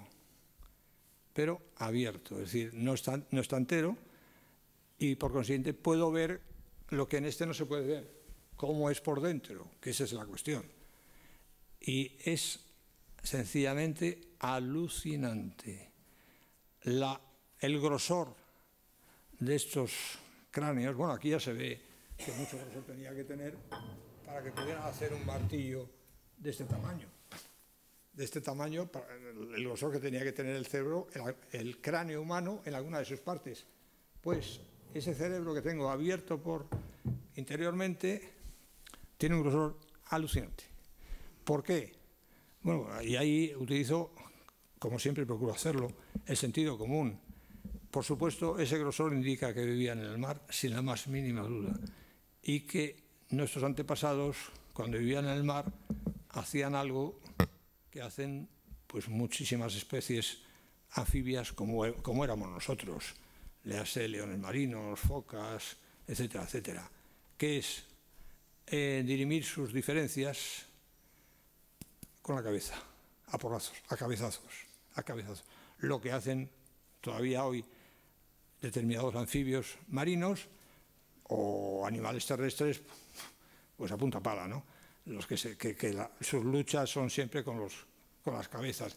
Entonces, para que nuestra especie pudiera sobrevivir, la naturaleza recurrió a ese procedimiento, que es hacer que los cráneos, que las cortezas craneanas fueran extraordinariamente gruesas y resistentes para que resistiesen las embestidas de los animales con los que tenían que rivalizar, o simplemente los congéneres, las peleas que hemos visto 100.000 veces en los documentales de la 2, ¿no? Los animales que pelean para conseguir a la hembra y dirimían sus diferencias a base de cabezazos. Entonces, el ser humano ha llegado a tener ese tipo de cráneos a fuerza de darse de cabezazos entre ellos en el mar, porque si no es así, es inconcebible cómo se han podido llegar a tener cráneos de ese grosor y de esa dureza, porque los cráneos nuestros actuales son una auténtica filfa, delgaditos y nada resistentes. Y los cerebros, los cráneos de los homínidos, los neandertales, los simios estos, los australopitecos y compañía, que nos venden como antepasados nuestros, son los cráneos en muchos casos casi transparentes. Nada que ver con todo esto. O sea que y por otra parte, si los cráneos llegaban a ser tan grandes, a mi juicio es porque los cerebros no cesaban de crecer y se tuvieron que amoldar al al incremento constante del tamaño de los cerebros humanos. La inteligencia de aquella gente tenía que ser brutal, bestial.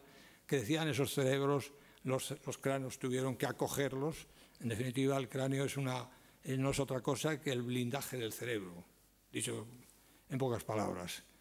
Pero la clave de todo está en el cerebro.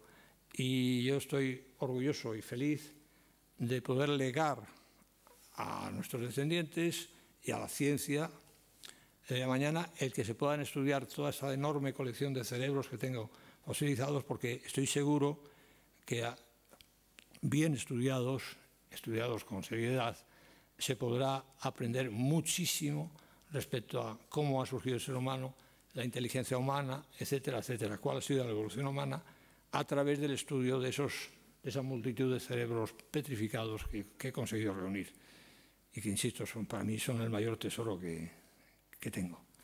O sea que yo, entiendan una cosa, yo soy un filólogo y prehistoriador, he aprendido todo esto trabajando en ello, ¿no? O sea, lo que sé no lo he aprendido en los libros, lo he aprendido a través de los descubrimientos que he hecho y de lo que ellos me han enseñado. Entonces, obviamente, no puedo abarcarlo todo porque bastante lejos he podido llegar, pero me falta muchísimo todavía, evidentemente, por saber y por poder aclarar.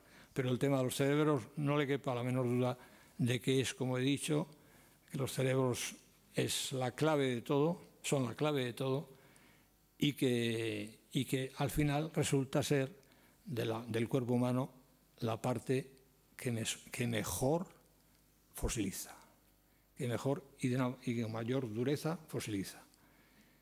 Y bueno, a las evidencias me remito, insisto. Yo solo decir una cosa, estoy aquí de casualidad,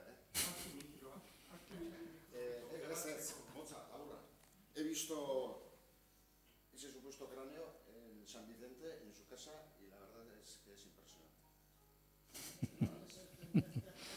Sí, estoy es que...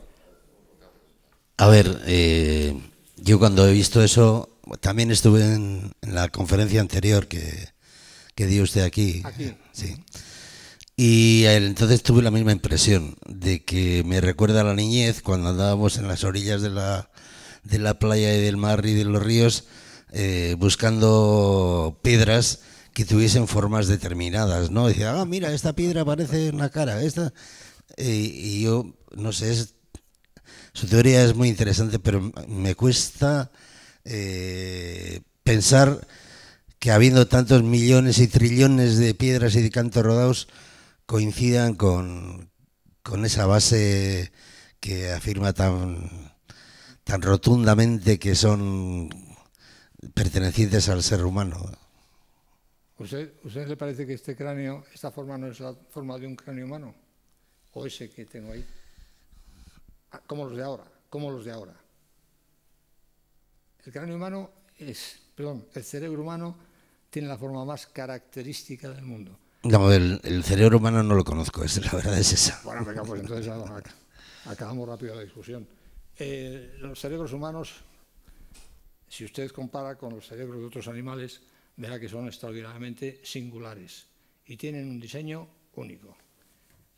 Característico que es este que le he mostrado en ese pequeño, pero para hablar de un tamaño como el nuestro, que es este.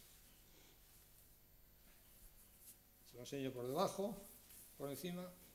¿Usted cree que es casualidad que exista esto, que sea de piedra, que tenga el dibujo del cerebro? Porque creo que lo ha mirado usted de cerca y lo ha visto y puede ver que están todas las curvas. Le aclaro una cosa, yo no busco piedras como los niños, no busco piedras. Yo me he partido la cabeza para descubrir el sitio donde nació la humanidad. Y después de haberlo descubierto, han aparecido las pruebas en ese sitio. Pero estos no son chinitas de la playa que tienen formas. Por favor. Perdón, ¿se puede saber cuál es ese sitio o es un secreto? El sitio ese que está venga a comentar. Nunca doy la localización del clave en el entorno de los picos de Europa. En el entorno de los picos de Europa. No en el Cantábrico, sino en los picos. No, en el Cantábrico. En los picos, vale. En el Cantábrico, en la costa de los picos de Europa. En el entorno de los picos de Europa, que son muchos kilómetros, como es lógico, claro. La zona esa es. Pues haga usted luego esa verificación de ver la forma de los cerebros de los animales y de los humanos y verá que estos solamente pueden ser cerebros humanos. Y si están petrificados, pues tienen, como usted dice, trillones de años. Porque eso no se hace piedra solo. Eso quiere decir que 40 o 50 kilómetros fuera de ese sitio, para un lado o para otro, ya no hay apenas restos fósiles. Hombre, eso yo no lo he dicho. No, pregunto. Eso no lo he dicho ni lo diría nunca. Vamos a ver, el filón, el meollo, el núcleo fundamental está en la costa de los picos de Europa. Eso puede suponer 50, 60, 70 kilómetros, sí. Ahí está la parte fundamental porque ahí esa zona fue la más poblada y es normal, lógico, que ahí es donde hayan quedado más restos, más vestigios. Pero estoy seguro, me consta que fuera de esa zona, en el Cantábrico, en cualquier sitio pueden aparecer cosas parecidas. Sin la menor duda, en cualquier sitio, buscando acertadamente, pueden aparecer y aparecerán cosas parecidas. No en esta profusión y con esta riqueza, pero piezas, vamos a decir, aparecerán. Pero claro, tengo que volver a decir lo que he dicho antes, que esto apareció porque estoy seguro que la mayor parte de estas cosas las descubrieron en un periodo de glaciación, cuando el mar se retira y queda el fondo del mar al descubierto, porque si no es muy difícil. Si vas a la playa no te encuentras por la playa paseando una cabeza fosilizada, vamos, absolutamente. Yo voy a la playa todos los días para bañarme y no aparece nada, Esto es en unas condiciones muy especiales, en sitios muy especiales. Se me ha olvidado enseñarles esta auténtica maravilla, que es también algo absolutamente alucinante, que es por esta parte es un coral, un trozo de coral con esa misma fosilización de celdillas que les he mostrado, que han visto en varias de estas piezas, ¿no? Y lo que tiene por este lado es absolutamente alucinante. Ese coral abrazó, igual que en ese caso que les he mostrado, de aquel cerebro fragmentario, es decir, una porción de cerebro que un molusco lo abrazó y lo completó, En este caso, esta porción de coral abrazó una cabecita, como estas pequeñas iniciales que les he mostrado inicialmente, que se ve claramente aquí, diferenciada del resto de la pieza,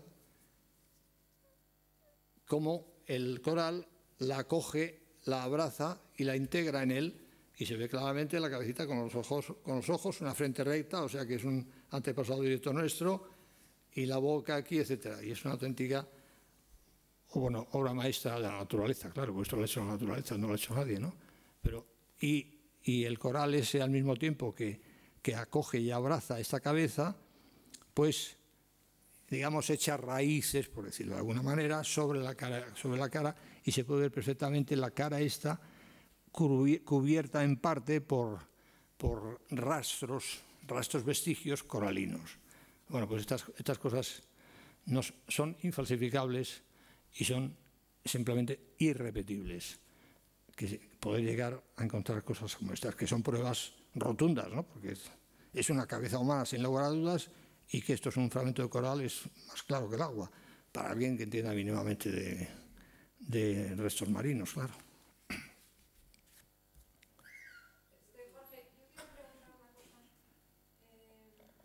Bueno, yo creo que el tema es extensísimo y da para mucho.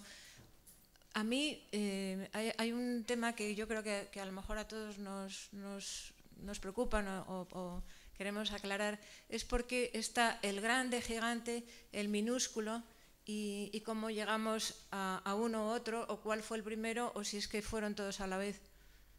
No, bueno, vamos a ver. Es muy posible que hayan sido todos a la vez, en alguna medida. Sin lugar a dudas, para mí, los gigantes se produjeron en un momento determinado de la historia, que es en el momento en el cual un montón de animales se hicieron gigantescos, no solamente nosotros, es decir, los dinosaurios. Tengo entre la colección de fósiles que he reunido cabezas de pato gigantescas, y ha habido animales gigantescos, es decir, en aquel periodo en el cual solamente existía un continente, en el Triásico concretamente, y en el Jurásico, el continente ese que llaman Pangea, mal llamado, pero bueno, lo llaman así, pues las condiciones, digamos, de la Tierra, telúricas, y la temperatura, etcétera, etcétera, etcétera, propició la abundancia de oxígeno, propició el que todas o muchas especies crecieran, aumentaran su tamaño considerablemente. Entonces, se ve que en ese periodo fue general el que todos los cuerpos, los seres, o muchos de ellos, crecieran hasta alcanzar dimensiones que nos parecen inconcebibles. Este gigante con una cabeza de medio metro de altura, podemos deducir que medía 3,5 metros o hasta 4 metros. Y de hecho, se sabe que han aparecido restos, esqueletos de individuos de esas tallas. Y por otra parte, los antiguos historiadores lo mencionan, que existieron ellos evidentemente no saben cuándo, pero en tiempos muy remotos existieron individuos de esas dimensiones. Para mí, sin lugar a dudas, comenzamos siendo pequeños, como esos peces que he mostrado, o estas caritas, y fuimos creciendo. Lo que es lógico, o es muy probable, es que pervivieran seres pequeños y coexistieran con otros seres ya de dimensiones mayores. Eso me parece seguro. Pero claro, hay que pensar que aquí habrá una gama cronológica brutal, como decía este señor Óscar hace un rato, ¿no? En lo cual aquí puede haber, pues, hombre, por ejemplo, 100 millones de años es una borrada de tiempo. Entonces, que una cosa tenga 300 millones o 400 millones o 300 o 200, en todo ese lapso de tiempo tremendo, pues ahí caben todo tipo de evoluciones y de cambios y de dimensiones en cuanto a los seres que vivían entonces, ¿no? Entonces, sin lugar a dudas, fuimos pequeños. Esto sucedió en ese momento de la Pangea, antes de que se diversificasen los continentes, que esa es la cuestión clave. Es decir, cuando se empiezan a separar y a disgregar los continentes, entonces ese mundo digamos que poblaron los dinosaurios, los gigantes humanos, etcétera, etcétera, acabó. Y además eso se puede verificar porque están apareciendo ahora que ya no hay censuras, bueno, sigue habiendo censuras, por supuesto, pero bueno, no el tipo de censuras que había antes, y que cuando aparece un gigante no se lo cargan, que era lo que se hacía antes, pues ahora están apareciendo por todo el mundo. Incluso en Australia se han descubierto restos de gigantes. O sea, que quiere decir que los gigantes se expandieron por todo el mundo de entonces, que era un continente único, y lo poblaron y debieron alcanzar un nivel de, entre comillas, de civilización extraordinario y, por supuesto, una dispersión tremenda. Y su foco principal fue, que de eso hablé algo, me parece, en la conferencia de septiembre, fue América del Norte, que era donde estaba el foco principal de los gigantes. Continente, que eso también creo que lo hablé en septiembre, continente al cual pertenecemos. Pero después de eso, yo no sé si el cataclismo de la Atlántida o en qué momento, o el mismo cataclismo que acabó con los dinosaurios, o lo que fuera, el hecho claro es que se debió producir una tremenda mortandad de seres humanos, que la humanidad gigante prácticamente se debió extinguir, no extinguir totalmente, pero parcialmente, y que debieron quedar ya una cantidad mucho más reducida, que al final, al cabo de mucho tiempo, acabó extinguiéndose definitivamente y desaparecieron los gigantes. Porque en Estados Unidos hay, entre todos los, hablan de 200 gigantes que destruyó el Instituto Smithsonian, pues entre todos esos había alguno raro petrificado, como este, petrificado, seguro que no con esa antigüedad, pero había alguno, pero la mayor parte eran gigantes de miles de años. Es decir, no estaban fosilizados, eran huesos. O sea que han llegado hasta tiempos relativamente recientes, pero ya debían ser individuos muy excepcionales, contados. Y por supuesto, a mi juicio, estos minúsculos antepasados nuestros existieron cuando todavía vivíamos en el mar. Ya fuera del mar es evidente que yo estoy convencido que no existieron, vamos, y que no prosperaron. Pero bueno, es apasionante ver toda la evolución tremenda que hemos seguido en cuanto a tamaños, sobre todo en cuanto a tamaños, me imagino, y también lógicamente porque va relacionado pues en cuanto a niveles de inteligencia y demás. No en cuanto a las formas, porque vemos que lo que es propiamente la cabeza prácticamente no hemos evolucionado, es decir, se ha mantenido igual.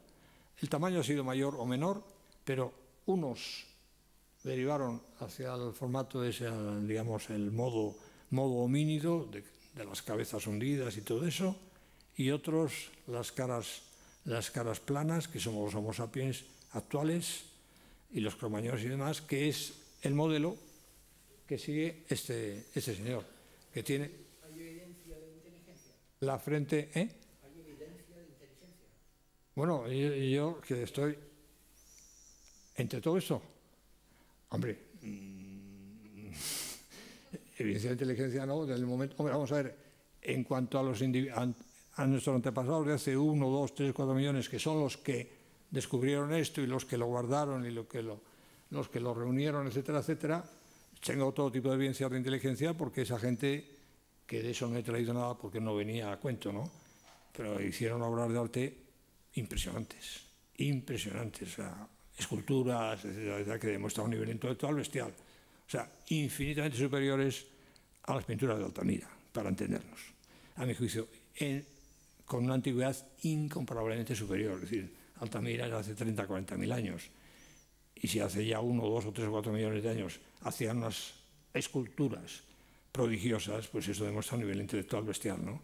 Ahora, la inteligencia de estos señores, que estamos hablando ya de 200, 300 millones de años, bueno, a mi juicio, y hasta donde yo sé y hasta donde yo estoy investigando, la mayor parte de las invenciones humanas, de las creaciones humanas, parten de esos señores.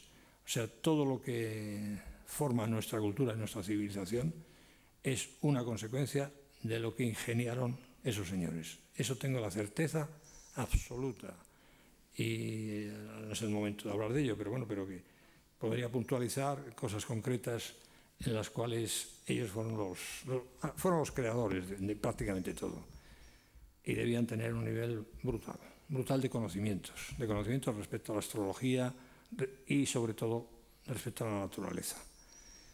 Les hago notar una cosa, que este cráneo, igual que esta cabeza que les he enseñado, que está aplastada por uno de sus lados, y les he dicho, este evidentemente se debió golpear el cerebro, la cabeza contra una roca, o una ola le golpeó contra un acantilado, o lo que fuera, le rompió la cabeza, le mató evidentemente, se quedó así, fosilizó así, por eso tiene la cara plana. Es que en el cráneo pasa exactamente lo mismo. En la fotografía no se aprecia porque yo he destacado lo que son los rasgos de la cabeza, pero esta parte de la cara está totalmente plana. Por lo mismo, a este personaje debió venir una venida del mar tremenda, un tsunami o algo parecido, que le golpeó contra algún acantilado, le rompió la cabeza, le rompió la cara, literalmente. Evidentemente murió, se quedó en el fondo marino y le cubrió y fosilizó, etcétera, etcétera. Pero, gracias a que el otro lado está intacto, vemos esto, que esto sí que no lo tenemos ahora los humanos. Nuestra cara vamos a decir que sigue recta, ¿no? Pero como el cerebro era tan grande, el cráneo tuvo que adaptarse y formó esa, que sería por los dos lados, lógicamente. Esto mismo lo tendría por este otro lado. O sea, para acoger, digamos, un cerebro todavía mayor. Esa es la única diferencia, pero esa gente debían tener una inteligencia que hoy hoy no podemos ni imaginar siquiera. Me parece que nos están avisando que tenemos que... Sí, hace tiempo que yo quiero preguntar algo, pero... Pues dígame.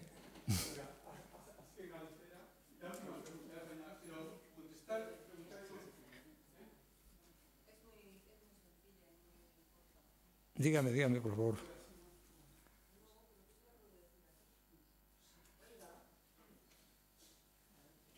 Oiga.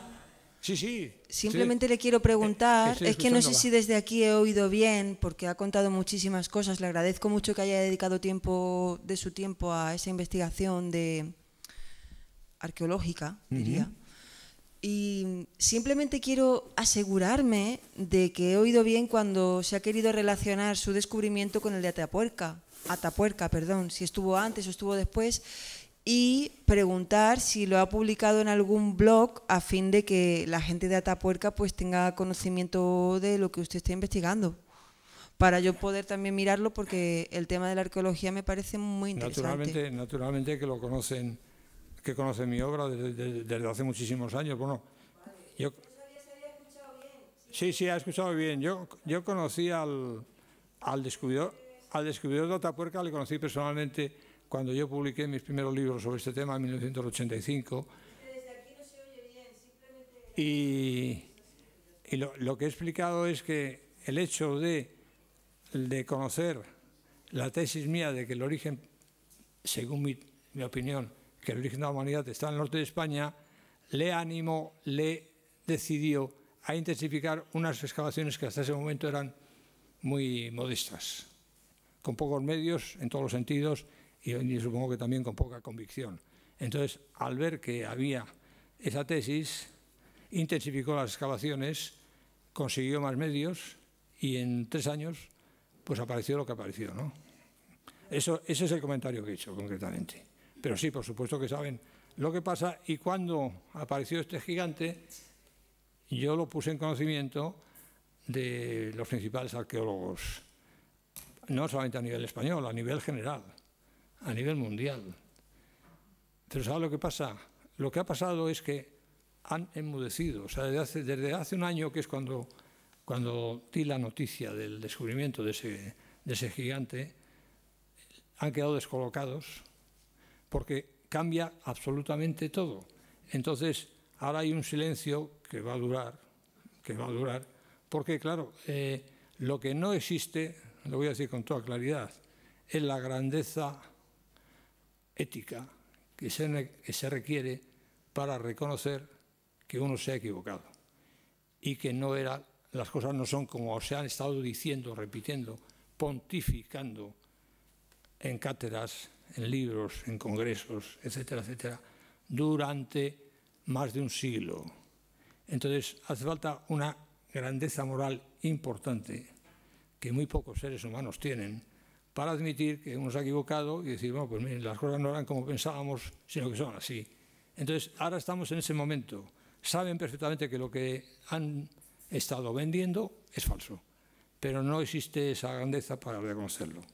Y entonces, ahora no se dice prácticamente nada, ni en un lado ni en el otro, porque se está a la espera de a ver cómo evolucionan las cosas, sencillamente. E intentando, eso sí, boicotear esto todo lo posible, para que por lo menos se demore, porque todas las cosas al final acaban siempre en lo mismo, igual que en las elecciones, igual que en todo, acaban en el dinero y en el modus vivendi de la gente. Entonces, hay millares, se lo digo bien claro, millares de personas, en este caso arqueólogos, antropólogos, biólogos, etcétera, etcétera, etcétera, etcétera, que tienen desde hace muchísimos años un puesto, un cargo, una cátedra, un prestigio, vamos a decir, un patrimonio labrado a costa de esos estudios, investigaciones que se han hecho y de esas tesis que se han mantenido durante mucho tiempo. Entonces, si eso se demuestra que es falso, todas esas personas se quedan literalmente en el aire.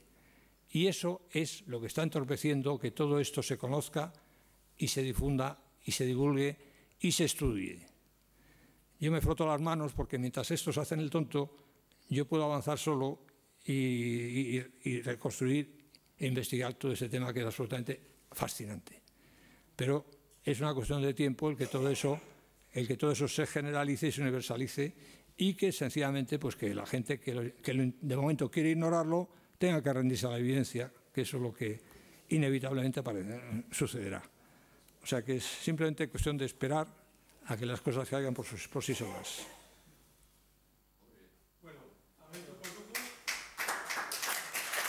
Gracias. Muchas gracias, muchas gracias.